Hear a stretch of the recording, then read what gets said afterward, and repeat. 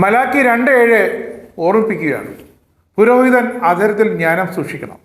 ജനം പ്രബോധനം തേടി അവനെ സമീപിക്കണം. അവൻ സൈന്യങ്ങളുടെ കർത്താവിൻ്റെ ദൂതനാണ്. കഴിഞ്ഞ ദിവസം സിറോ മലബാർ സഭയിൽ നവവൈദികരായവരോട് ചിലതൊക്കെ വിശ്വാസികൾക്ക് ഒന്ന് പറയാനുണ്ട്, ചൂണ്ടിക്കാണിക്കാനുണ്ട്. ചരിത്ര വിദ്യാർത്ഥികൾ ഗുപ്ത മൗര്യ സാമ്രാജ്യങ്ങളുടെ പതനത്തിനുള്ള കാരണങ്ങൾ പഠിക്കുന്നത് പോലെ ഇനി അങ്ങോട്ട് സിറോ മലബാർ സഭയുടെ തകർച്ചകളുടെ കാരണങ്ങൾ എന്ന പേരിൽ ഒരു അധ്യായം അവർക്ക് മുന്നിൽ തുറക്കാതിരിക്കട്ടെ. സിറോ മലബാർ സഭയുടെ ചരിത്രം നിങ്ങൾ പഠിച്ചു കാണും. അതിങ്ങനെയാണ്.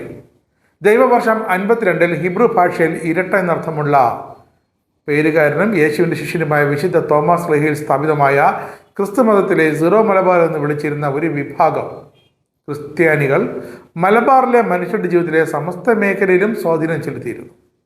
വിദ്യാഭ്യാസം, ആരോഗ്യം, ആതുര സേവനം, സാധുപരിപാലനം, വൃദ്ധജന സേവനം, അനാഥ ബാലപരിപാലനം, അങ്ങനെ സമസ്ത മേഖലകളിലും കാലത്തിന് മായ്ക്കാനാകാത്ത വിധം നിസ്തുല സംഭാവനകൾ നൽകിയ സിറോ മലബാർ സഭ 21ാം നൂറ്റാണ്ടിൻ്റെ ആരംഭത്തോടെ തന്നെ ശിഥിലീകരിക്കാൻ തുടങ്ങുകയും ആ നൂറ്റാണ്ടിൽ തന്നെ അന്യം നിൽക്കുകയും ചെയ്തു എന്ന് നിങ്ങൾ പഠിക്കാൻ ഇടവരുത്തരുത്. സ്വജനപക്ഷപാതികളും ധനമോഹികളും സുഖലോലുപരും ആഡംബരപ്രിയരും അധികാരമോഹികളും സാധാരണ വിശ്വാസികളിൽ നിന്നും ഏറെ അകന്നു കഴിഞ്ഞവരുമായ ഒരു കൂട്ടം വൈദികരാണ് നൂറ്റാണ്ടുകളുടെ പാരമ്പര്യമുള്ള ഈ സഭയെ അധപതനത്തിലേക്ക് തള്ളിവിട്ടത് എന്നും നിങ്ങൾ പഠിക്കാതിരിക്കട്ടെ. കാരണം അതിപ്പോൾ നടന്നുകൊണ്ടിരിക്കുന്ന വസ്തുതയാണ്. ഇതുവരെ സഭയിലുണ്ടായ അന്തഛിദ്രങ്ങൾക്കൊന്നും ഒരു അൽമായനും പങ്കില്ലെന്ന് നവവൈദികരെ ഒന്ന് ഓർമ്മിപ്പിക്കുകയാണ്. കർദിനാളിനെ കളരെന്ന് വിളിച്ചത് വിമത വൈദികരാണ്. കർദിനാളിനെതിരെ സമരം നടത്തിയത് അൽമായരല്ല, വൈദികരാണ്. വിശ്വാസികളും ലോകം മുഴുവനും കാണിയ കർത്താവിൻ്റെ ബലിപീഠമായ അൾത്താര തള്ളിമറിച്ചിട്ടതും വൈദികരാണ്. പക തീർക്കാൻ മാരത്തോൺ കുർബാന നടത്തിയതും വൈദികരാണ്. ട്രേഡ് യൂണിയൻ തൊഴിലാളികൾക്ക് സമമായി നിരത്തിലിറങ്ങി കുർബാന സമരം നടത്തിയതും മറ്റാരുമല്ല, ഇതേ വൈദികരാണ്. അതിരൂപത മെത്രനെ തടഞ്ഞു വച്ചതും തടയിട്ടതുമൊക്കെ ഇതേ വൈദികരാണ്. പല പള്ളികളും അടച്ചതും അടപ്പിച്ചതും വൈദികരുടെ അറിവോടെയാണ്. അപ്പോൾ കടക്കിലെ കൊമ്പ് മുറിക്കുന്ന അവസ്ഥയാണ് ഈ വൈദികർക്ക്. അൽമായരിലെ അതിശ്രേഷ്ഠനെ വാഴിച്ചതും അവർ സാമൂഹിക മാധ്യമങ്ങളിലൂടെ വിസർജിച്ചത് വാരിക്കുട്ടി വിശ്വാസികൾക്കിടയിൽ വാരി വിതറിയതുമൊക്കെ ഇതേ വൈദികരാണ്. പത്തേന്തി വാങ്ങി ഇടവകയിൽ അധികാരമേൽക്കാൻ വന്ന വൈദികനെ തടഞ്ഞതും തടയിപ്പിച്ചതുമൊക്കെ അൽമായരല്ല, വൈദികരാണ് അതിന് നേതൃത്വം കൊടുത്തത്. സിനഡിനെയും സിനഡാലിറ്റിയും വെല്ലുവിളിച്ചതും ഇതേ വൈദികർ തന്നെയാണ്. 10 കൽപ്പനകൾ പലതും ലംഘിച്ചതിൽ അതൊന്നും തെറ്റാതെ പാലിക്കേണ്ട വൈദികരുണ്ട്. ലംഘിച്ചവർ നിരവധിയാണ്. മെത്രാനെ അനുസരിക്കാതെ വൈദികരെ അനുസരിക്കേണ്ടതില്ല എന്ന് അൽമായരോട് പറഞ്ഞതും വൈദികരാണ്. വിശ്വാസികളിലെ കഴിവ് പ്രാപ്തിയുമുള്ളവരെ സ്വന്തം വീട്ടുകാർക്ക് വേണ്ടി തഴഞ്ഞതും വൈദികർ തന്നെയാണ്. ഒരു സാധാരണ വിശ്വാസിയെ ബലിപീഠത്തിൽ നിന്നും അകറ്റി നിർത്തിക്കൊണ്ടിരിക്കുന്നതും ഇതേ വൈദികർ തന്നെയാണ്. ആ വൈദികർ ഇപ്പോഴും സഭയിലുണ്ട്. അതുകൊണ്ട് നവവൈദികരോടൊന്ന് പറയാനുള്ളത്, നിങ്ങൾ വികാരിയാകുന്ന പള്ളിയിലെ വിശ്വാസികളുടെ ഒരു വിശുദ്ധ സേവകൻ മാത്രമായിരിക്കുക. ഒരു വിശ്വാസിക്കും ഒരു ഉടമയെ ആവശ്യമില്ല. അടിമയാകാൻ ആർക്കും താല്പര്യവുമില്ല. ഒരു വിശ്വാസിക്കും ഒരു കോൺട്രാക്ടർ ആവശ്യമില്ല. ഇത്രയും കാലം കൊണ്ട് സിറോ മലബാർ സഭ പണിതുയർത്തിയ കെട്ടിടങ്ങൾ വിശ്വാസമോ വിശ്വാസികളെയോ വർദ്ധിപ്പിച്ചിട്ടില്ലെന്ന് ഓർക്കണം. കെട്ടിടങ്ങളിലല്ല നിങ്ങളുടെ സുരക്ഷാ സംരക്ഷണം ഇരിക്കുന്നത്.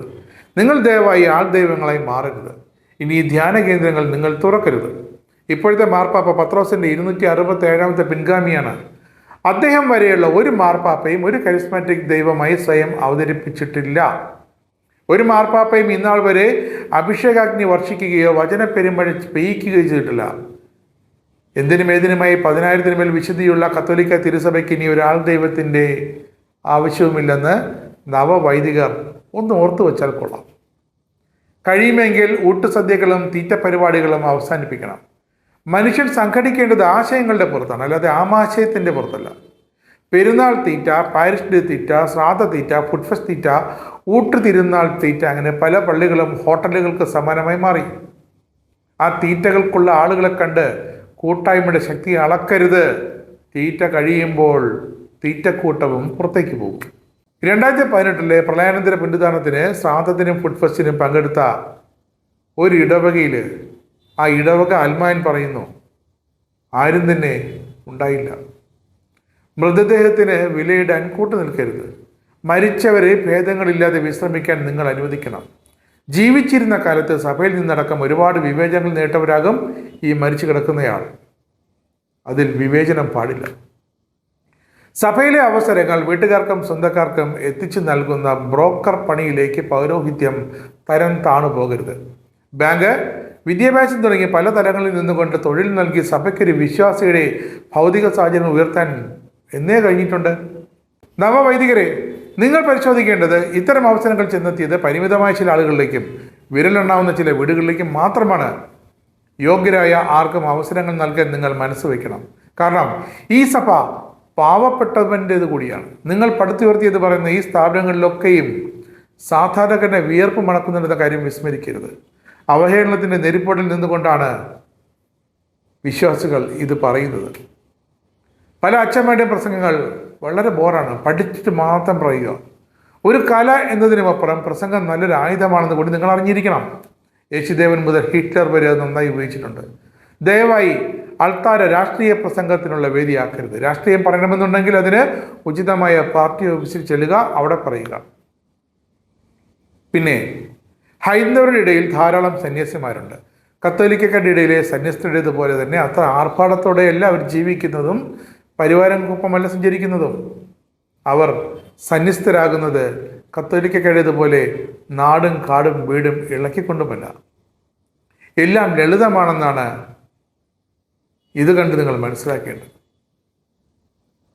ഒരാൾ സന്യാസിയാകാൻ പുറപ്പെടും മുമ്പ് അയാളുടെ പിതൃക്കൾക്ക് പിണ്ടം വയ്ക്കുന്നുണ്ട്. പിന്നെ ജീവിച്ചിരിപ്പുണ്ടെങ്കിലും ഇല്ലെങ്കിലും അയാളുടെ മാതാപിതാക്കൾക്ക് പിണ്ടം വയ്ക്കുന്നുണ്ട്. തുടർന്ന് അയാൾ സ്വയം പിണ്ടം വയ്ക്കുന്നു. അതായത് ബന്ധങ്ങളിൽ നിന്നും ലൗകിക ജീവിതത്തിൽ നിന്നും ഒരു ഹൈന്ദവ സന്യാസി മരിച്ചിരിക്കുന്നു എന്ന് വച്ചാൽ സിവിൽ ഡെത്താണ്. അത് പാലിക്കാൻ നിങ്ങൾ നവവൈദികരും തയ്യാറാകണം.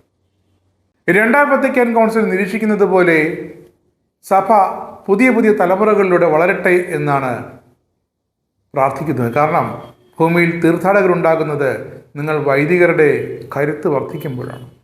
അതുകൊണ്ടാണ് മലാക്കി 2:7 ഓർമ്മിപ്പിക്കുന്നത്, പുരോഹിതൻ അധരത്തിൽ ജ്ഞാനം സൂക്ഷിക്കണം, ജനം പ്രബോധനം തേടി അവനെ സമീപിക്കണം, അവൻ സൈന്യങ്ങളുടെ കർത്താവിൻ്റെ ദൂതനാണ്. നവവൈദികരെ, നിങ്ങൾ ഒരിക്കലും ഇത് മറക്കരുത്.